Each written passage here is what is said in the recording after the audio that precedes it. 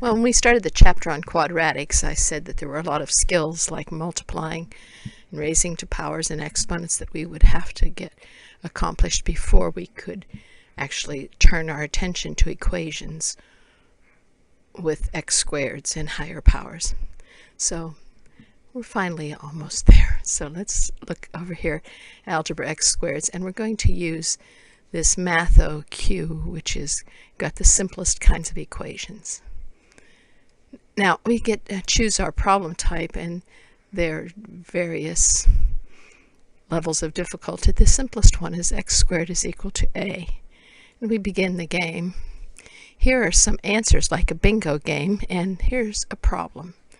Now here we have an x squared, the simplest type of equation. There's an x squared, no x to the first power. We know that our number squared is 144.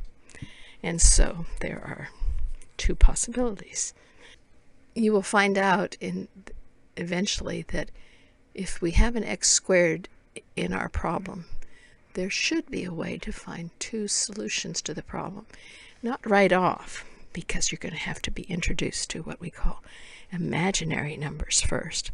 First, it's going to be kind of confusing because sometimes we'll have real solutions and sometimes we won't have real solutions. But we have a hidden thing up our sleeve, and that is imaginary numbers.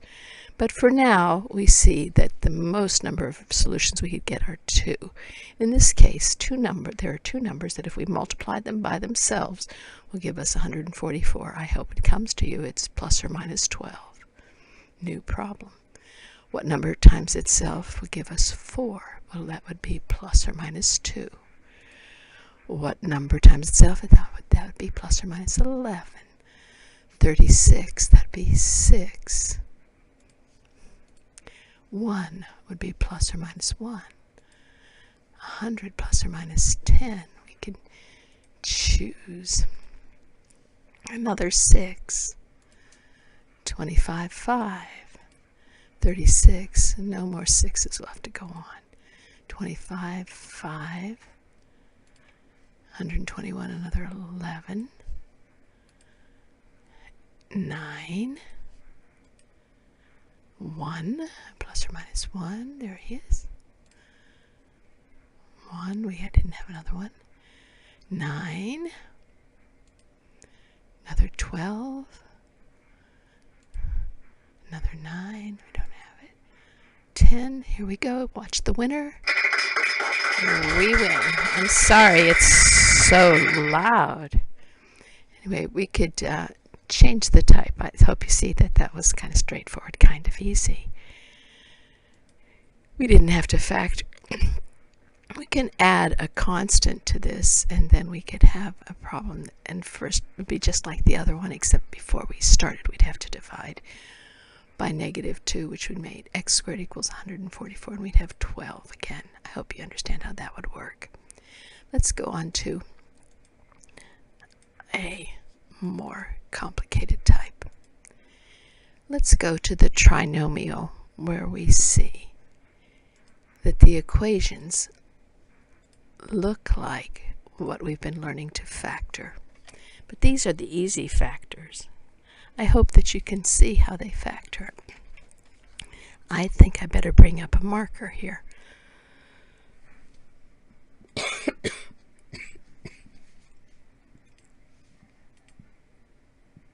And minimize it and bring it down because I need to come back here and see if that's the marker. Yeah. Okay, let's talk about this problem. I've got the marker up here so I can get white here and I can actually draw on here and clear so I can talk to you about this equation. Remember early on in this chapter I told you that the secret to being able to solve equations that have x squared in them was the property of 0. Now we've learned to factor this by reading what we need, so I'm looking for two numbers that multiply to give me 4. That would be 2 times 2 and 4 times 1. And subtract to give me 3. Well, that looks like 4 and 1. X and X. I need to rig it so that when I do the outside and inside, I end up with a +3. So this one, oh, and this sign, remember, tells me that the signs have to be different. One has to be plus, and one has to be minus. I double check. This is going to give me 4x, and this is going to give me minus 1x, which gives me a middle term of 3x minus 4. So I ended up factoring this into x plus 4 and x minus 1 equals 0. Now at the beginning of this chapter I said the secret is this 0. Here's a number, our mystery number +4, and another number, our mystery number -1, multiplied together to give us 0. That can happen in only one of two ways. Either this is 0 or this is 0. If x plus 4 is 0, then our x must be -4. I hope this is fitting in. If x minus 1 is 0, then x is 1. Now the way that I've arranged the possible answers over here is I always put the smallest one first. So I should be looking for -4, (1). Let's see. -4, (1). And we don't have one. We have -4, -1, but we don't have -4, 1. So, or yes, -4, 1. So we'll have to do a new problem, which means I have to minimize this and hit a new problem. Oh, this one's easy. This is the difference of two squares. That would factor into x plus 4, x minus 4, which means our answers would be -4 and 4, but it's not there either. Let's try this one. We're going to factor this into, let's see, x squared minus 8x plus 15 equals 0. And we're looking for two numbers that multiply to give us 15. It'd be 15 and 1, or 5 and 3 that add to give us 8. Looks like it's 5 and 3, and this plus, Mr. Cosgrove told me, it means that I look next door. Both signs are what we see next door, x and x, and we have to have 5 and 3 equals 0. Two numbers multiplied together to give us 0. One or the other must be 0. If x minus 5 is 0, x is 5. If x minus 3 is 0, x is 3.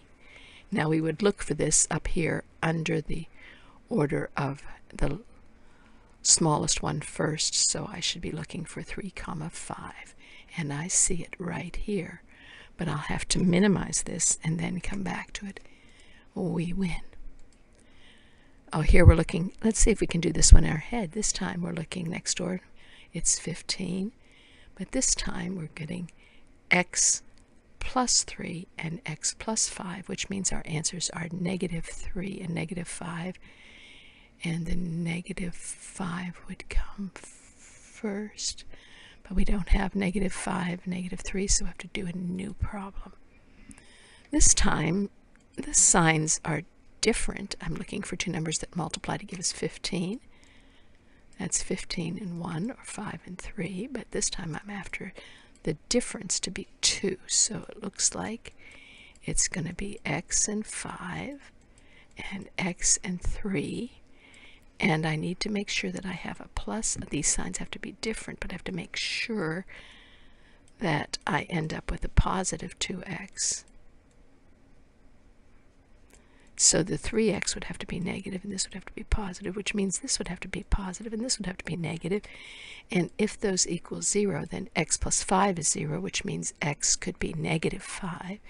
And x minus 3 is 0, which would mean x is 3. So I'm looking for -5, 3.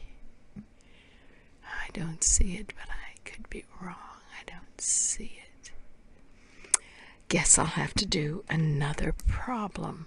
How tricky am I? This is x is 3 and -3. I would be looking for -3 and 3. I don't see it. This, I think we just did that one. I think we're looking at x -5 and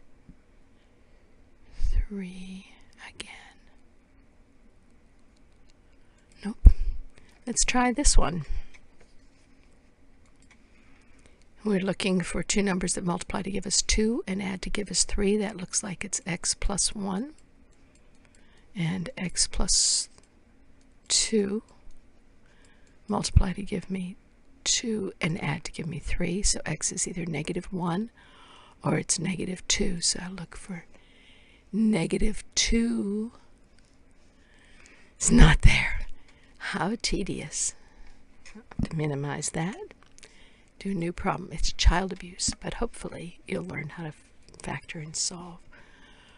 We're looking for two numbers that multiply to give us 4 and subtract to give us 3. That will be, looks like it's x minus 4 and x plus 1.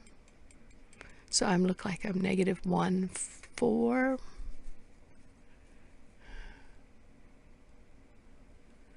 I don't see it. How much child abuse can a person endure? -1, 4. Nope. Minimize that. Try another problem. This one is going to be two numbers that multiply to give me 3 and subtract to give me 2.